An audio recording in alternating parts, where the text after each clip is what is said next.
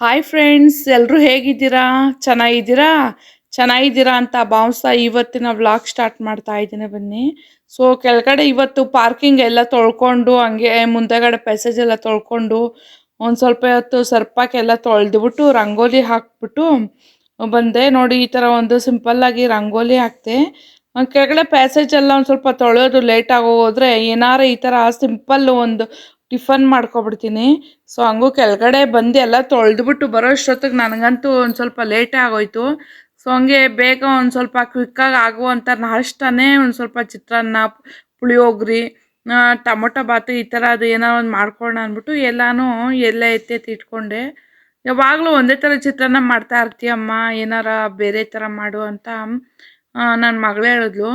ಹಾಗೆ ಇವತ್ತು ಒಂದು ಸ್ವಲ್ಪ ಕರ್ಬೇವಿನ ಚಿತ್ರಾನ್ನ ಮಾಡೋಣ ಅಂದ್ಕೊಂಡು ಮಾಡ್ಕೊಳ್ತಾ ಇದ್ದೀನಿ. ಈ ಥರ ಚಿತ್ರಾನ್ನ ಮಾಡ್ಕೊಳ್ಳೋದು ಯಾವಾಗಲೂ ಅಷ್ಟೇ, ನಿಂಬೆಹಣ್ಣು ಚಿತ್ರಾನ್ನ ಯಾವಾಗಲೂ ಮಾಡ್ತಾ ಇರ್ತೀನಿ. ಸೊ ಕರ್ಬೇವಿನ ಚಿತ್ರಾನ್ನ ಮಾಡ್ಕೊಂಡು ಅಂದ್ಬಿಟ್ಟು ಮಾಡ್ಕೊಳ್ತಾ ಇದ್ದೀನಿ. ಏನಿಲ್ಲ, ಒಂದು ಜಾರಿಗೆ ಕರ್ಬೇವು, ಒಂದು ಹಿಡಿಯಷ್ಟು ಕರ್ಬೇವು ಹಾಕ್ಕೊಂಡು ಅದ್ರ ಜೊತೆಗೆ ನಮಗೆ ಖಾರಕ್ಕೆ ಎಷ್ಟು ಬೇಕು ಅಷ್ಟು ಹಸಿಮೆಣ್ಸಿಕಾಯಿ ಹಾಕ್ಕೊಂಡು ಪೇಸ್ಟ್ ಮಾಡಿ ಇಟ್ಕೋಬೇಕು ಅಷ್ಟೇ.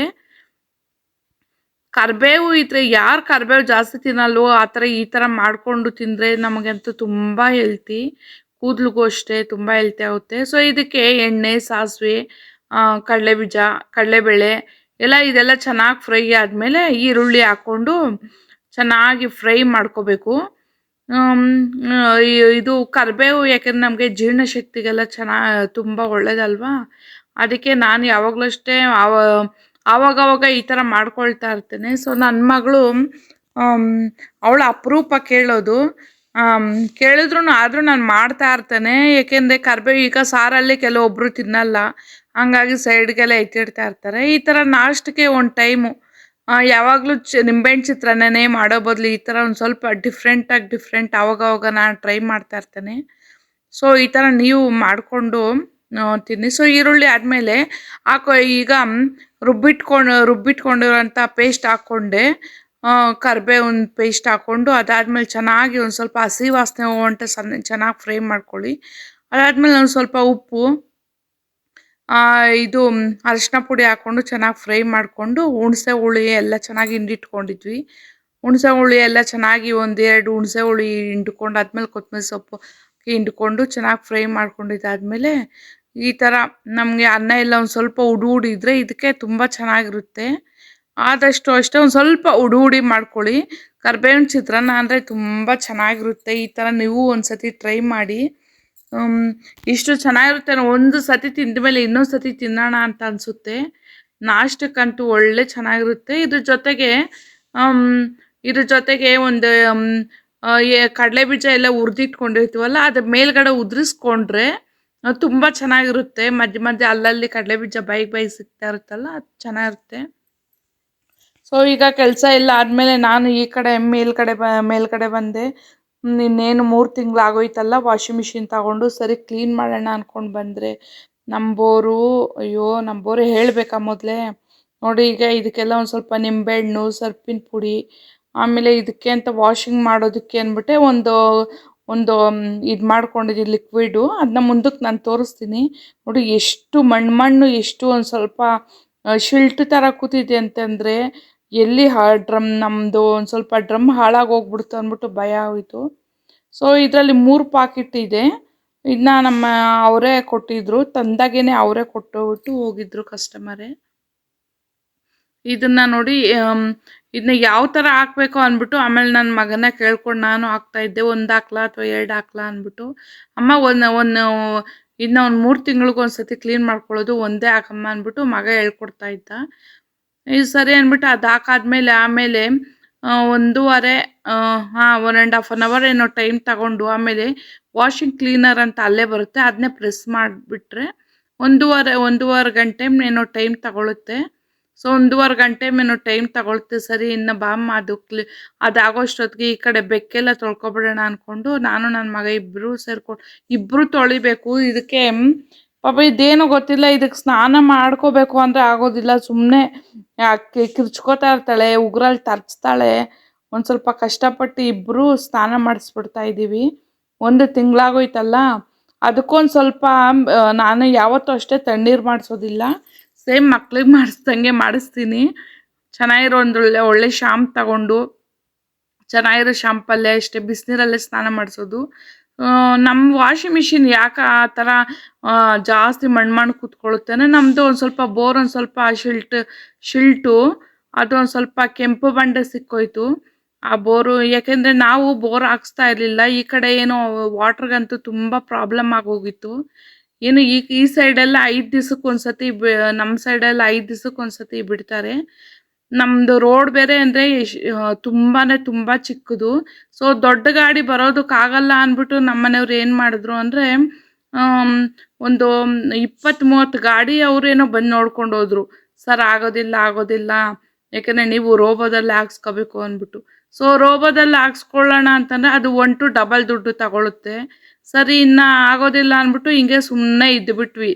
ಸೊ ಇನ್ನು ಮನೆ ಕಟ್ಟಕ್ಕೆ ಸ್ಟಾರ್ಟ್ ಮಾಡಿದ್ವಲ್ಲ, ನೀರು ಬೇಕೇ ಬೇಕು. ಸರಿ ಇನ್ನು ಏನೇನು ಮಾಡೋದು ರೋಬೋದಲ್ಲಿ ಅದೊಂದು ಸ್ವಲ್ಪ ದುಡ್ಡು ಹೆಚ್ಚಿಗೆ ಆದರೂ ಹಾಕ್ಸ್ಬೇಡ ಅಂದ್ಬಿಟ್ಟು ಕರೆದ್ಬಿಟ್ಟು ಹಾಕ್ಸಿದ್ವಿ. ನಮ್ಮ ಅಪ್ಪನೇ ಅಲ್ವಾ ಪಾಯಿಂಟ್ ನೋಡೋದು, ನಮ್ಮ ಅಪ್ಪರೇ ಪಾಯಿಂಟ್ ನೋಡೋದು. ನಮ್ಮ ಅಪ್ಪರೇ ಬಂದು ನೋಡಿ ಈ ಜಾಗದಲ್ಲಿ ದೇವ್ ಮೂಲೆ ಕಣಮ್ಮ, ನೀರು ಚೆನ್ನಾಗಿ ಬೀಳುತ್ತೆ ಹಾಕ್ಸೋಣ ಅಂದ್ಬಿಟ್ಟು ಸರಿ ಅಂದ್ಬಿಟ್ಟು ಧೈರ್ಯ ಮಾಡಿ ಹಾಕಿದ್ವಿ. ಸರಿ ಅಂದ್ಬಿಟ್ಟು ಇನ್ನೇನು ಹಾಕೋದಕ್ಕೆ ಸ್ಟಾರ್ಟ್ ಮಾಡಿದ್ವಿ. ಹಾಕೋದಕ್ಕೆ ಸ್ಟಾರ್ಟ್ ಮಾಡಿದ್ರೆ ಯಾಕೋ 20 ಅಡಿಗೆ ನೀರು ಸಿಕ್ಕೋಯ್ತು ಅದು ನೋಡಿದ್ರೆ. ಸರಿ ಅದೊಂಥರ ಭಯ ಎತ್ಕೋತು. ಅಂದರೆ ನೀರಂದರೆ ಎಷ್ಟು 20 ಅಡಿಗೆ ನೀರು ಸಿಕ್ತು, ನೀರೇನೋ ಸಿಕ್ಕೋಯ್ತು. ಅದು ಸಣ್ಣಕ್ಕೆ ಒಳ್ಳೆ ಒಂಥರ ತುಂಬ ಒಂಥರ ಕೆಮ್ಮಣ್ಣು ನೀರು ಥರ ಹರ್ಕೊಂಡೇ ಬರ್ತಾಯಿತ್ತು. ಸರಿ 100 ಅಡಿ ಆಯಿತು, 150 ಅಡಿ ಆಯಿತು, 200 ಅಡಿ ಆಯಿತು. ಏನು ಆವತ್ತು ಆಗೋಷ್ಟು ಭಯ ನನಗಿನ್ನು ಯಾವತ್ತೂ ಆಗಿರಲಿಲ್ಲ.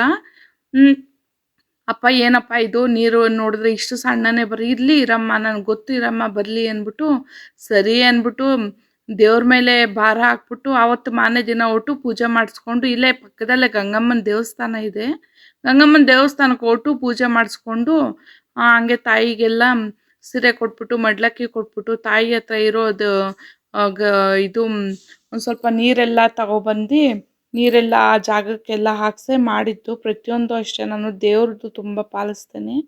ಅದು ಹಾಕ್ಸಿ ಅಪ್ಪ ಎಲ್ಲ ಈಗ ಹೇಳಿದ್ರು, ಅಮ್ಮ ಹೊಟ್ಟು ಫಸ್ಟು ಗಂಗಮ್ಮನ ದೇವಸ್ಥಾನಕ್ಕೆ ಹೊಟ್ಟು ಪೂಜೆ ಮಾಡಿಸ್ಕೊಬ ಅಮ್ಮ ಅಂತ ಹೇಳಿದ್ರಲ್ಲ.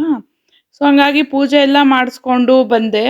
ಅದೇ ಆಮೇಲೆ ಇದು ಹಿಂಗಾಯ್ತಲ್ಲ ಸರಿ ಅಂದ್ಬಿಟ್ಟು ಇನ್ನು ನೈಟೆಲ್ಲ ಭಯ ಆಯ್ತಾಯಿತ್ತು. ಮಾರನೇ ದಿನ ನೈಟೆಲ್ಲ ಓಡ್ತು, ನೀರು ಸಿಕ್ಕಲಿಲ್ಲ, ಅಷ್ಟೇ ಬರ್ತಾಯಿತ್ತು. ಸರಿ ಇನ್ನೇನು ಟಿಫನ್ಗೆ ಮಾಡಿಬಿಟ್ಟು ಬರೋಣ ಅಂದ್ಬಿಟ್ಟು ಬರೋಷ್ಟೊತ್ತಿಗೆ ಆಮೇಲೆ ಅಪ್ಪ ಫೋನ್ ಮಾಡಿದ್ರು, ಅಮ್ಮ 350 ಅಡಿಗೆ ನೀರು ಸಿಕ್ತಮ್ಮ ಅಂದ್ಬಿಟ್ಟು. ಎಷ್ಟು ಸಂತೋಷ ಆಗೋಯ್ತು. ನಮ್ಮ ಮನೆ ದೇವ್ರನ್ನ, ಅಪ್ಪ ಅಮ್ಮನ ಮನೆ ದೇವರು ಎಲ್ಲಮ್ಮ ಗಂಗಮ್ಮ, ಆ ದೇವ್ರನ್ನ ಅಷ್ಟೇ ನಮ್ಮ ಮನೆ ದೇವರು ವೆಂಕಟೇಶ್ವರ.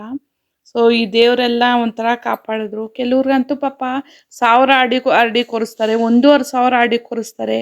ಕೆಲವ್ರಿಗಂತೂ ಪಾಪ ನೀರೇ ಸಿಗೋದಿಲ್ಲ. ನಮಗಂತೂ ಅಮ್ಮ 1.5 ಇಂಚು ನೀರು ಸಿಕ್ತಮ್ಮ ಅಂದ್ಬಿಟ್ಟು ಅಪ್ಪನ ನಮ್ಮ ಮನೆಯವ್ರು ಫೋನ್ ಮಾಡಿದರು. ಎಷ್ಟು ಖುಷಿ ಆಯಿತು ನನಗೆ ಆವತ್ತಿನ ದಿನ ಅಂತಂದರೆ, ತುಂಬ ಅಂದರೆ ತುಂಬ ಖುಷಿ ಆಯಿತು ನನಗೆ. ಸರಿ ಇನ್ನೇನು ಮಾಡೋದು, ಇನ್ನು ಅಪ್ಪ ಅಮ್ಮ ಮಾಡಿರೋ ದಾನ ಧರ್ಮಗಳು ನಮಗೆ ನೀರು ಸಿಕ್ತು ಅಂದ್ಬಿಟ್ಟು ಸರಿ ಅಂದ್ಬಿಟ್ಟು ಸಿಕ್ತು. ದೇವ್ರ ದಯಿಂದ ನೀರೇನೋ ಸಿಕ್ತು. ಆದರೆ ನೀರು ಸಿಕ್ಕಿದ್ದು ನೋಡಿದ್ರೆ ಕೆಂಪು ಬಂಡೆ ಶಿಲ್ಟು. ಅದು ಏನಾಯಿತು ಅಂತಂದರೆ ಸರಿ ಅಂದ್ಬಿಟ್ಟು 1 ವರ್ಷ ಓಡಿಸಿ ಆಮೇಲೆ ಸರೋಗುತ್ತೆ ಅಂದರು. 1 ವರ್ಷ ಎಲ್ಲ ಓಡಿಸಿದ್ವಿ, ಅದಾದ್ಮೇಲೂ ಸರೋಗಲಿಲ್ಲ ಅದು. ಹಿಂಗೆ ಬರ್ತಾನೆ ಇತ್ತು. ಈಗ ಒಂದು 6 ತಿಂಗಳಲ್ಲೇ ಏನೋ ಆಮೇಲೆ ಇನ್ನೇನು ಮಾಡೋದು ಅಂದ್ಬಿಟ್ಟು ಫಿಲ್ಟ್ರ್ ಪೈಪ್ ಹಾಕ್ಸ್ಬೇಡ ಅಂದ್ಬಿಟ್ಟು ಅದಕ್ಕೊಂದು ಇನ್ವೆಸ್ಟ್ ಮಾಡಿದ್ವಿ. ಅದು ಒಂದು 10 ಮೂಟೆ ಅಷ್ಟು ವೈಟ್ ಜಲ್ಲಿ ಬರುತ್ತೆ, ವೈಟ್ ಜಲ್ಲಿಕಲ್ಲು ಎಲ್ಲ ಹಾಕಿದ್ರು. ಒಂದು 10 ಮೂಟೆ ಅಷ್ಟು ಹಾಕಿದ್ವಿ. ಅದು ಹಾಕಾದ್ಮೇಲೆ ಅದು ಒಂದು 15 ದಿನ ಬಿಟ್ಟೆ ನೀರು. 1 ಅವರು ದಿನಕ್ಕೆ ಒಂದು 4-5 ಅವರ್ ಓಡಿದೆ. ಅದಾದ್ಮೇಲೂ ಸರೋಗಲಿಲ್ಲ ಅಂದ್ಬಿಟ್ಟು ಹಿಂಗೆ 1 ತಿಂಗಳು ಓಡಿಸಿದ್ವಿ. ಅದಾದಮೇಲೆ ಈ ನಡುವೆ ಚೆನ್ನಾಗಿ ಬರ್ತಾ ಇದೆ. ಅದೊಂಥರ ದೇವ್ರ ದಯೆಯಿಂದ ಏನೋ ಗಂಗಮ್ಮ ತಾಯಿ ಚೆನ್ನಾಗಿ ಈ ನಡುವೆ ನೀರು ಬರ್ತಾ ಇದೆ ದೇವ್ರ ದಯೆಯಿಂದ. ಇದೊಂದು ಖುಷಿ ಆಯ್ತು ನನಗೀಗ. ಈಗೂ ಅಷ್ಟೇ, ಮೊದಲು ಎಷ್ಟೊತ್ತು ಆಚೆ ಹೊಡಿತಾ ಇದ್ದು, ಈಗೇನು ಆಚೆ ಏನು ಬಿಡೋದಿಲ್ಲ, ಈಗ ಪರವಾಗಿಲ್ಲ. ಅದು ಈ ನಡುವೆ ನಮ್ಮ ಸೈಡೆಲ್ಲ ಈ ನಡುವೆ ದಿನ ಬಿಟ್ಟು ದಿನ ನೀರು ಬಿಡ್ತಾ ಇದ್ದಾರೆ. ನಾವು ಬೋರ್ ಹಾಕ್ಸಾದ್ಮೇಲೆ, ಬೋರ್ ಹಾಕ್ಸೋದಕ್ಕಿಂತ ಮುಂಚೆ ಅದು ವಾರಕ್ಕೊಂದ್ಸತಿ ಬಿಡ್ತಾಯಿದ್ರು. ಅದಂತೂ ನಮಗಂತೂ ತುಂಬ ದೊಡ್ಡ ಅಮೌಂಟ್ ಬಿದ್ದೋಯ್ತು ನೀರು ನಾವು ಬೋರ್ ಹಾಕ್ಸೋದಕ್ಕಾಗಿ. ಎಷ್ಟು ಅಮೌಂಟು ಅಂತಂದರೆ ನಾವು ಒಂದು ಫ್ಲೋರ್ ಮನೆನೇ ಹಾಕೋಬೋದಾಗಿತ್ತು. ಸಿಂಪಲ್ ಆಗಿ ಅಷ್ಟು ಅಮೌಂಟ್ ಬಿದ್ದೋಯ್ತು.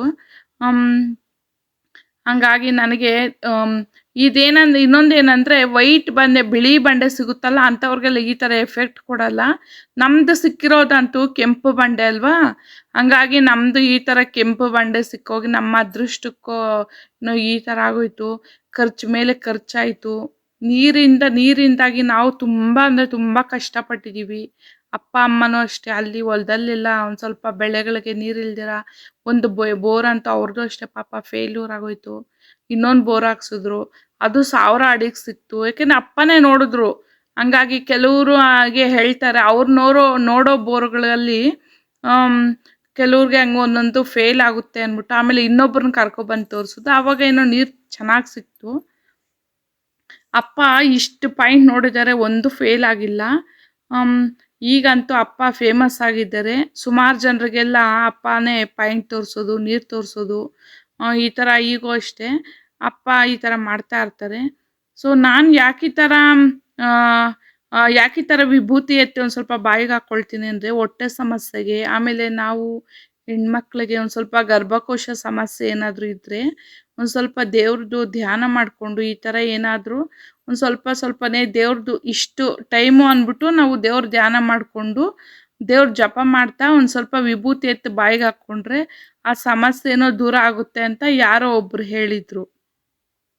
ಹಂಗಾಗಿ ನಾನು ಇನ್ನೇನು ಈ ಥರ ಯಾವಾಗಲೂ ಅಷ್ಟೇ ಪೂಜೆ ಮಾಡಿದಾಗೆಲ್ಲ ಹಾಕ್ಕೊಳ್ತೀನಿ. ಸೊ ಇದಾಗಿತ್ತು ಅವತ್ತಿನ ಪೂಜೆ. ಇದು ಮಾರನೇ ದಿನದ ವ್ಲಾಗು.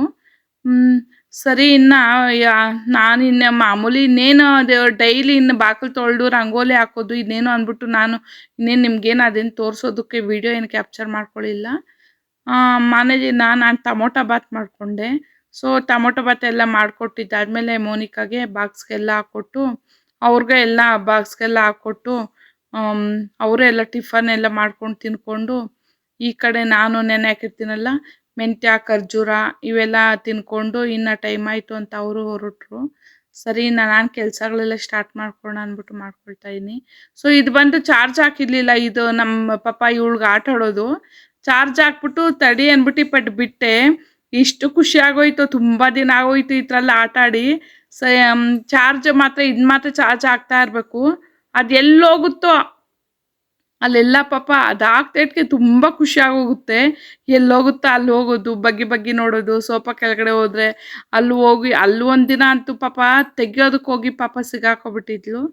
ಆಮೇಲೆ ಅದಂದರೆ ತುಂಬ ಇಷ್ಟ. ಅದೊಂದು ಇದ್ದುಬಿಟ್ರೆ ಅಷ್ಟೇ ಅವಳಿಗೆ ಪಾಪ ಆಟ ಆಡ್ಕೊಂಡು ಇದ್ದುಬಿಡ್ತಾಳೆ. ತುಂಬ ಸತಿ ನೋಡಿದ್ದೀನಿ.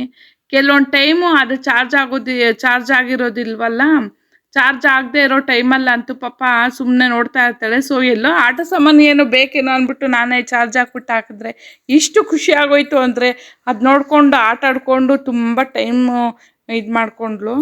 ಹಂಗೆ ಯಾಕೋ ತುಳಸಿ ಗಿಡ ಯಾಕೋ ಒಂದು ಸ್ವಲ್ಪ ಎಲೆಗಳೆಲ್ಲ ಉದುರೋಗ್ತಾ ಇತ್ತು. ಸರಿ ಅಂದ್ಬಿಟ್ಟು ಹೂವು ಎಲ್ಲ ಕಿತ್ತಾಕ್ತಾ ಇದ್ದೆ. ನೀಮ್ ಸ್ಪ್ರೇ ಆದರೂ ವಾರಕ್ಕೆ 2 ಸತಿ ನೀಮ್ ಸ್ಪ್ರೇ ಹೊಡಿತಾನೆ ಇರ್ತೀನಿ. ಹೂವು ಎಲ್ಲ ಯಾಕೋ ಒಂದು ಸ್ವಲ್ಪ ಎಲೆಗಳು ಹೂವು ಎಲ್ಲ ಒಂದು ಸ್ವಲ್ಪ ಹಳದಿ ಕಲರ್ ಆಗ್ಬಿಟ್ಟು ನೋಡಿ ಎಲ್ಲವೋ ಕಲರ್ ಆಗ್ತಾಯಿದೆ. ಇಷ್ಟು ಹೊಡಿತಾ ಇರ್ತೀನಿ ಅಂದರೆ ದಿನ ನೀರು ಹಾಕ್ತಾ ಇರ್ತೀನಿ, ನೀಮ್ ಸ್ಪ್ರೇ ಹೊಡಿತಾ ಇರ್ತೀನಿ. ಹಾಗೂ ಈ ಥರನೇ ಆಗ್ತಾಯಿದೆ. ಆಮೇಲೆ ನೆಲದಲ್ಲಿ ಬಿಟ್ಟರೆ ಮಾತ್ರ ಈ ಥರ ಆಗೋದಿಲ್ಲ. ಅಮ್ಮರ ಮನೆ ಹತ್ರ ಬೆಳೆಸಿದ್ದಾರೆ ತುಳಸಿ ಗಿಡ. ಒಂಥರ ಸೋಂಪಾಗಿ ಎಷ್ಟು ಚೆನ್ನಾಗಿ ಬೆಳೀತಾ ಇದೆ ಅಂತಂದರೆ ಆ ತುಳಸಿ ಗಿಡ ಎಷ್ಟು ಚೆನ್ನಾಗಿ ಅದು ನೋಡಿದ ತಕ್ಷಣ ತುಂಬ ಖುಷಿ ಆಗುತ್ತೆ. ನನಗೆ ತುಳಸಿ ಗಿಡ ತುಂಬ ಚೆನ್ನಾಗಿ ಬಂದರೆ ಅದೊಂಥರ ಖುಷಿ. ಇನ್ನು ಕಡಲೆಕಾಯಿ ಇತ್ತಲ್ಲ, ಇನ್ನು ಈ ನಡುವೆ ಬೇರೆ ಒಂದು ಸ್ವಲ್ಪ ಚಳಿ ಆಗ್ತಾ ಇರುತ್ತೆ ತಾಳು. ಇನ್ನು ಪಾಪ ನಮ್ಮ ಮನೆಯವ್ರಿಗೆ ಕಡಲೆಕಾಯಿ ಈ ಥರ ಹುರ್ಕೊಟ್ರೆ ಅಂತೂ ತುಂಬ ಇಷ್ಟ ಆಗುತ್ತೆ. ತಡಿ ಒಂದು ಸ್ವಲ್ಪ ಹುರಿದು ಇಡೋಣ ಅಂದ್ಬಿಟ್ಟು ಹುರ್ಕೊಳ್ತಾ ಇರ್ತೇನೆ. ಯಾವಾಗಲೂ ಅಷ್ಟೇ ಅಮ್ಮ ಏನೇ ಬೆಳೀಲಿ, ಒಂದು ತರಕಾರಿನೇ ಬೆಳೀಲಿ, ಒಂದು ಸೊಪ್ಪೇ ಬೆಳೀಲಿ, ಪ್ರತಿಯೊಂದು ಅಷ್ಟೇ ಪಾಪ ಅಮ್ಮ ಪ್ರತಿಯೊಂದು ಅಷ್ಟೇ. ನನ್ನ ಮಗಳ ಅಳಿಯ ಅಷ್ಟೇ, ಮೊಮ್ಮಕ್ಕಳು ಅದು ತಿನ್ನಲಿ ಇದು ತಿನ್ನಲಿ, ಒಂದು ಹಣ್ಣೇ ಬೆಳೀಲಿ, ಒಂದು ಮಾವಿನ ಹಣ್ಣು ಅಷ್ಟೇ, ಮಾವಿನ ಮರಗಳಿದೆಯಲ್ಲ ನನ್ನ ಮಕ್ಕಳು ಮಾವಿನ ಹಣ್ಣು ತಿನ್ನಲಿ, ಆಮೇಲೆ ಹಲಸಿನ ಹಣ್ಣು ತಿನ್ನಲಿ ಅಂದ್ಬಿಟ್ಟು ಅಮ್ಮ ಪ್ರತಿಯೊಂದು ಅಷ್ಟೇ ಬುತ್ತಿ ಕಟ್ಟಿ ಎಲ್ಲ ಮೂಟೆ ಕಟ್ಟಿ ರಾಗಿಯಿಂದ ಹಿಡ್ದು ಪಾಪ ಅವರು ತಿನ್ನೋ ಸಕಲವಾಗಿರೋ ಸಕಲ ಸಲ್ವತ್ತು ಎಲ್ಲ ಅಷ್ಟೇ, ಪ್ರತಿಯೊಂದು ಅಷ್ಟೇ ಅಮ್ಮ ಮೂಟೆ ಕಟ್ಟಿ ಎಲ್ಲ ಎತ್ತಿಟ್ಟು ಎಲ್ಲ ಕೊಟ್ಟು ಕಳಿಸ್ತಾರೆ. ಹುಣಸೆ ಹಣ್ಣಿಂದ ಹಿಡ್ದು ಸಾಸಿವೆಯಿಂದ ಹಿಡ್ದು ಪ್ರತಿಯೊಂದು ಅಷ್ಟೇ ಅಮ್ಮ ಕೊಟ್ಟು ಕಳಿಸ್ತಾನೆ ಇರ್ತಾರೆ. ಸೊ ತಾಯಿ ಅಷ್ಟು ಯಾರು ಬರಲ್ಲ. ತಾಯಿಗೆ ನಾವು ಯಾವತ್ತೂ ಅಷ್ಟೇ ಬೆಲೆ ಕಟ್ಟೋದಕ್ಕಾಗಲ್ಲ. ತಾನು ಹೊಟ್ಟೆಗೆ ಬಟ್ಟೆ ಕಟ್ಟಿ ನನ್ನ ಮಕ್ಕಳು ಚೆನ್ನಾಗಿರ್ಬೇಕು, ನನ್ನ ಮಕ್ಕಳು ಅಳಿಯ ಮೊಮ್ಮಕ್ಕಳು ಎಲ್ಲ ಚೆನ್ನಾಗಿರ್ಬೇಕು ಅಂದ್ಬಿಟ್ಟು ಪಾಪ ಎಷ್ಟು ಕಷ್ಟಪಡ್ತಾಳೆ ಅಂದರೆ, ತಾನು ಇರೋ ಗಂಟನೂ ಅಷ್ಟೇ ಯಾರನ್ನೂ ನಂಬ್ಕೊಳ್ಳೋದಿಲ್ಲ. ಮದುವೆ ಆಗಿ ಮಕ್ಕಳಾಗಿ ನಮಗೆ ಮೊಮ್ಮಕ್ಕಳು ಬರೋ ಗಂಟನೂ ಅಷ್ಟೇ ನಮ್ಮ ತಾಯಿ ಅಷ್ಟೇ ನಮಗೆ ಎಲ್ಪ್ ಮಾಡ್ತಾ ಇರ್ತಾರೆ. ಅದಕ್ಕೆ ಅಲ್ವಾ ನಮ್ಮ ತಾಯಿ ಅಷ್ಟು ಯಾರು ಬರಲ್ಲ ಅನ್ನೋದು. ನಮ್ಮ ತಂದೆನೂ ಅಷ್ಟೇ, ಅಪ್ಪ ಅಮ್ಮ ಇಬ್ಬರು ಹಾಗೆ ಸಪೋರ್ಟ್ ಮಾಡ್ತಾರೆ ನಮಗೆ. ಹಾಗೆ ಆಮೇಲೆ ಮಧ್ಯಾಹ್ನ ಊಟಕ್ಕೆ ಅಂದ್ಬಿಟ್ಟು ಬೇಳೆ ಸಾಂಬಾರು ಮಾಡ್ಕೊಳ್ಳೋಣ ಅಂದ್ಬಿಟ್ಟು ನಾನು ಮಿಕ್ಸಡ್ ಬೇಳೆ ಹಾಕ್ಕೊಂಡು ತರಕಾರಿಗಳೆಲ್ಲ ಹಾಕ್ಕೊಂಡು ಆಮೇಲೆ ಒಂದು ಪಾಟ್ ಥರ ಎಲ್ಲ ಕೂಗಿಸ್ಕೊಂಡು ಯಾವಾಗಲೂ ರುಬ್ಬು ಮಾಡ್ತಾಯಿದ್ದೆ. ಇವತ್ತು ಹಂಗೆ ಮಾಡ್ಬಿಡೋಣ ಅಂದ್ಬಿಟ್ಟು ಮಾಡ್ಕೊಳ್ತಾ ಇದ್ದೀನಿ.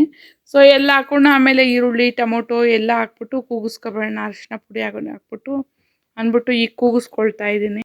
ಇನ್ನು ಈ ಕಡೆ ಬೇಳೆ ಸಾಂಬಾರು ಮಾಡೋಣ ಅಂದ್ಕೊಂಡು ಮಾಡ್ಕೊಳ್ತಾ ಇದ್ದೀನಿ. ಸೊ 2 ವಿಸಿಲೆಲ್ಲ ಕೂಗ್ಸಾದ್ಮೇಲೆ ನಾನು ಸೌಟಲ್ಲೇ ಹಂಗೆ ಮಸ್ತ್ಕೊಬಿಟ್ಟು ಇಷ್ಟು ಬೇಕೋ ಅಷ್ಟು ನೀರು ಹಾಕ್ಕೊಂಡು ಈ ಕಡೆ 1-2 ನುಗ್ಗೆಕಾಯಿ ಇತ್ತಲ್ಲ, ಅದ್ರ ಜೊತೆಗೆ ನುಗ್ಗೆಕಾಯಿ ಹಾಕಿದ್ರೆ ಚೆನ್ನಾಗಿರುತ್ತೆ ಅಂದ್ಬಿಟ್ಟು ನುಗ್ಗೆಕಾಯಿ ಎಲ್ಲ ಬೇಯಿಸ್ಕೊಂಡು ಆಮೇಲೆ ಉಪ್ಪು ಹಾಕ್ಕೊಂಡು ಅದಕ್ಕೆ ಉಪ್ಪು ಹಾಕ್ಕೊಂಡೆಲ್ಲ ಒಂದು ಸ್ವಲ್ಪ ಕುದಿಸ್ಕೊಂಡು ಅರಿಶಿನ ಪುಡಿ ಎಲ್ಲ ಹಾಕ್ಕೊಂಡು ಕುದಿಸ್ಕೊಂಡು ಈ ಕಡೆ ಒಗ್ಗರಣೆ ಕೊಟ್ಕೊತಾ ಇದ್ದೀನಿ. ಬೇಳೆ ಸಾಂಬಾರು ಅಂದರೆ ಸಿಂಪಲ್ಲು, ಒಂದು 15 ನಿಮಿಷ ಸಾಕು. ಒಗ್ಗರಣೆ ಕೊಟ್ಟಾಯ್ತಲ್ಲ, ಸರಿ ಇನ್ನೇನು ಇದೆಲ್ಲ ಕುದೀತು, ಇನ್ನು ಬೇರೆ ಕೆಲಸ ಮಾಡ್ಕೊಳ್ಳೋಣ ಅಂದ್ಬಿಟ್ಟು ಮಾಡ್ಕೊಳ್ತಾ ಇದ್ದೀನಿ. ಸರಿ ನನ್ನ ಮಗ ಅಮ್ಮ ಬೇಳೆ ಸಾರು ತಿನ್ನೋ ಅಂದಿದ್ದಕ್ಕೆ, ಯಾಕೋ ಅಮ್ಮ ಬೇಳೆ ಸಾಂಬಾರು ಬೇಡ, ದೋಸೆ ಇದೆ ದೋಸೆ ಹಾಕ್ಕೊಡು ಅಂತ ಹೇಳ್ತಾ ಇದ್ದ. ಸೊ ನೋಡಿ ಈ ಥರ ಒಂದು ಸ್ವಲ್ಪ ನೀವು ಈ ಥರ ಟ್ರೈ ಮಾಡ್ಕೊಳ್ಳಿ. ಒಂದು ಸತಿ ದೋಸೆಗೆ ಚಟ್ನಿ ಒಂದು ಸ್ವಲ್ಪ ಏನೋ ಲೇಟ್ ಆಗುತ್ತೆ ಅಂತಂದರೆ ನೋಡಿ ಈರುಳ್ಳಿ ಕ್ಯಾರೆಟು ಹಸಿಮೆಣ್ಸಿಕಾಯಿ ಈ ಥರ ಸಣ್ಣ ಸಣ್ಣಕ್ಕೆ ಹಚ್ಕೊಬಿಟ್ಟು ಅದಕ್ಕೆ ಉಪ್ಪು ಖಾರದ ಪುಡಿ ಎಲ್ಲ ಚೆನ್ನಾಗಿ ಸ್ನ್ಯಾಶ್ ಥರ ಮಾಡಿಕೊಂಡು ದೋಸೆ ಊದ್ಬಿಟ್ಟು ಅದ್ರ ಮೇಲೆ ಹಾಕ್ಬಿಟ್ಟು ಉದುರಿಸ್ಬಿಟ್ಟು ಪ್ರೆಸ್ ಮಾಡಿದ್ರೆ ತುಂಬ ಚೆನ್ನಾಗಿರುತ್ತೆ. ನೋಡಿ ಈ ಥರ ಪ್ಲೇನ್ ದೋಸೆನೇ ತಿನ್ಕೋಬೋದು. ಚಟ್ನಿ ಅಥವಾ ಪಲ್ಯಗಳೇನಾದ್ರು ತಿನ್ನಬೇಕು ಬೇಜಾರಾಗುತ್ತೆ, ಆಲೂಗಡ್ಡೆ ಪಲ್ಯ ಅಂದರೆ ಈ ಥರ ಮಾಡ್ಕೊಂಡು ತಿಂದರೆ ಅಂತೂ ಮಾವಿನಕಾಯಿ ಉಪ್ಪಿನಕಾಯಿ ನಾನೇ ಹಾಕ್ಕೊಂಡಿದ್ದೆ. ಮಾವಿನಕಾಯಿ ಉಪ್ಪಿನಕಾಯಿ ಅಂತ ತುಂಬ ಚೆನ್ನಾಗಿತ್ತೆ. ಆಮೇಲೆ ಈ ಕಡೆ ಕಡಲೆಕಾಯಿ ಇತ್ತಲ್ಲ, ಸರಿ ಕಡಲೆಕಾಯಿ ಇನ್ನು ನಾಷ್ಟಕ್ಕೆ ಸಾಂಬಾರುಗಳಿಗೆ ಎಲ್ಲ ಬೇಜಾರಾಗುತ್ತೆ, ಎಲ್ಲ ಇನ್ನು ಖಾಲಿ ಹೋಯಿತು. ಸರಿ ಇನ್ನು ಏನು ಕೆಲಸ ಇಲ್ಲ ಬಿಡಿಸ್ಕೊಂಡು ಕೂತಿದ್ದೆ. ಲಾಸ್ಟ್ ಟೈಮ್ ಅಮ್ಮ ಬಂದಾಗ ಎಲ್ಲ ಬಿಡಿಸ್ಕೊಟ್ಬಿಟ್ಟು ಹೋಗಿದ್ರು, ಎಲ್ಲ ಖಾಲಿ ಆಗೋಯ್ತು. ಅದಕ್ಕೆ ತಡಿ ಇನ್ನು ಒಂದು ಸ್ವಲ್ಪ ಬಿಡಿಸಿಟ್ಕೊಂಡ್ರೆ ಇನ್ನು ಪಟಾಪಟ ಅಂತ ಇನ್ನು ನಮಗೆ ಅರ್ಜೆಂಟಿಗೆ ತಕ್ಷಣಕ್ಕೆ ಬಿಡಿಸ್ಕೊಂಡು ಹಾಕೋದಕ್ಕಾಗೋದಿಲ್ಲ ಅಲ್ವಾ, ತಕ್ಷಣಕ್ಕೆ ಆಗಲ್ಲ ಅಂದ್ಬಿಟ್ಟು ಬಿಡಿಸ್ಕೊಂಡು ಹಾಕೊಳ್ಳೋಣ ಅಂದ್ಬಿಟ್ಟು ಹಾಕ್ತಾಯಿದ್ದೀನಿ. ಅಮ್ಮ ಬಂದರೆ ಯಾವತ್ತೂ ಅಷ್ಟೇ ಸುಮ್ಮನೆ ಕೂರೋದಿಲ್ಲ, ಏನಾದರೂ ಒಂದು ಕೆಲಸ ಮಾಡ್ತಾನೆ ಇರ್ತಾರೆ. ಸರಿ ನಾನು ನೈಟ್ಗೆ ಮುದ್ದೆ ಮಾಡ್ಕೊಂಡಿದ್ದಾದಮೇಲೆ ನೋಡಿ ಇದು ಸಂಡಿಗೆ ನಾನೇ ಮಾಡ್ಕೊಂಡಿರೋದು. ಇಷ್ಟು ಚೆನ್ನಾಗಾಗಿದೆ ಸಂಡಿಗೆ ಅಂತಂದರೆ ತುಂಬ ಚೆನ್ನಾಗಾಗಿದೆ ಈ ಸತಿ ಮಾತ್ರ. ನಾನು ನೋಡಿ ನನ್ನ ವ್ಲಾಗಲ್ಲಿ ಇನ್ನೊಂದು ವ್ಲಾಗಲ್ಲಿ ಹಾಕಿದ್ದೀನಿ. ಸಂಡಿಗೆ ಮಾತ್ರ ಈ ಸತಿ ತುಂಬ ಅಂದರೆ ತುಂಬ ಚೆನ್ನಾಗಿದೆ, ಕ್ರಿಸ್ಪಿಯಾಗಿ ಚೆನ್ನಾಗಿ ಆಗಿ ಬಂದಿದೆ. ಸೊ ನೆಕ್ಸ್ಟ್ ನಾನು ಪಾಲಕ್ ಹಪ್ಪಳ ಮಾಡೋಣ ಅಂತ ಅಂದ್ಕೊಂಡಿದ್ದೆ. ಅದು ಮಾಡೋಣ ಅನ್ನೋಷ್ಟೊತ್ತಿಗೆ ಯಾಕೋ ಒಂದು ಸ್ವಲ್ಪ ಮೋಡ ಜಡಿ ಥರ ಈ ಥರ ಆಗೋಯ್ತಲ್ಲ, ಸರಿ ಇನ್ನು ಬಿಸಿಲು ಬರಲಿ ಅಂದ್ಬಿಟ್ಟು ಹಾಕಲಿಲ್ಲ. ಇನ್ನು ತರಕಾರಿ ಎಲ್ಲ ಹೇಳಿದ್ದೆ ಅವ್ರಿಗೆ, ತರಕಾರಿ ಎಲ್ಲ ತೊಗೊಬಂದ್ಬಿಡಿ ಅಂದ್ಬಿಟ್ಟು. ಸೊ ತರಕಾರಿ ಎಲ್ಲ ಫ್ರಿಜ್ಗೆಲ್ಲ ಎತ್ತಿಟ್ಬಿಡೋಣ ಅಂದ್ಬಿಟ್ಟು ಎತ್ತಿಡ್ತಾ ಇದ್ದೀನಿ. ಸೊ ಇನ್ನೊಂದು ಸ್ವಲ್ಪ ಐಟಮ್ಸ್ ಹೇಳಿದ್ದೆ ನಾಷ್ಟಕ್ಕೆ ಆಮೇಲೆ ಸಾಂಬಾರಿಗೆ ತರಲಿಲ್ಲ. ಏನು ಹೇಳಿದ್ರು ಒಂದೊಂದು ಬರ್ತಿರ್ತೀರ ಅಂದ್ಬಿಟ್ಟು ಹಂಗೆ ಒಂದು ಸ್ವಲ್ಪ ರೇಗ್ತಾ ಇದ್ದೆ ನಮ್ಮ ಮನೆಯವ್ರಿಗೆ. ಏನಾರು ಹೇಳಿದ್ರೆ ಅದು ಮರ್ತೆ ಅಂತ ಹೇಳ್ತಾ ಇರ್ತೀರ ಅಂತ ಅಂದ್ಬಿಟ್ಟು ರೇಗ್ತಾ ಇದ್ದೆ. ಸೊ ಎಲ್ಲ ಎತ್ತಿಟ್ಕೊಂಡೆ, ಎಲ್ಲ ಕವರ್ಗೆ ಹಾಕಿ ಎಲ್ಲ ನೀಟಾಗಿ ಬಾಕ್ಸಲ್ಲಿ ಹಾಕಿ ಎಲ್ಲ ಎತ್ತಿಟ್ಕೊತಾ ಇದ್ದೆ. ಸೊ ಫ್ರೆಂಡ್ಸ್ ಇವತ್ತಿನ ವ್ಲಾಗ್ ಇದಾಗಿತ್ತು. ಸೊ ದಯವಿಟ್ಟು ನಾನು ವ್ಲಾಗ್ ನೋಡೋರು ದಯವಿಟ್ಟು ಸ್ಕಿಪ್ ಮಾಡಿಬಿಡಿ, ದಯವಿಟ್ಟು ಸಬ್ಸ್ಕ್ರೈಬ್ ಮಾಡ್ಕೊಳ್ಳಿ. ನಿಮ್ಮ ಫ್ರೆಂಡ್ಸ್ ಫ್ಯಾಮಿಲಿ ಯಾರು ಇದ್ದರೆ ದಯವಿಟ್ಟು ಶೇರ್ ಮಾಡ್ಕೊಳ್ಳಿ. ದಯವಿಟ್ಟು ನನಗೆ ಸಪೋರ್ಟ್ ಮಾಡಿ.